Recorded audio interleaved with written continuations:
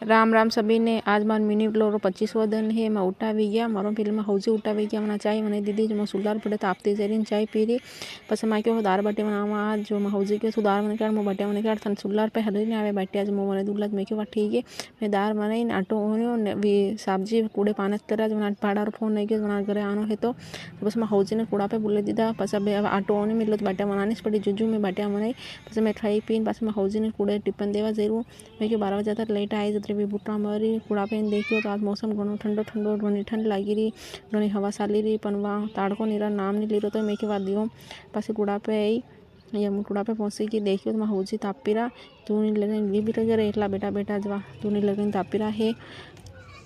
पसी आ मोटर चाली रही पसी मैं कि थोड़े देर बड़े बे और रोटी खाई ली मु टिफिन पासो लिया थोड़े देर बड़े बेटी मैंने खबर को नहीं वीडियो बनाई रही थोड़ा मैं वीडियो बनाया मैं 2-3 दिन क्यों तो वीडियो बनाया मैं कौन नहीं मैंने खबर को नहीं बस वहाँ पास टिफिन खाली टिफिन ली नहीं मैं क्यों घरे जाऊँ अबे बस मैं सिलाई काम करना जो मैं काम करूँ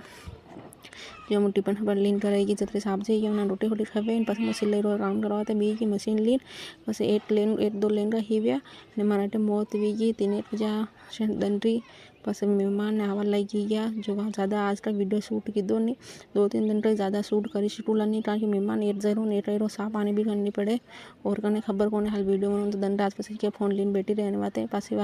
चाय बनाई चाय पीधी।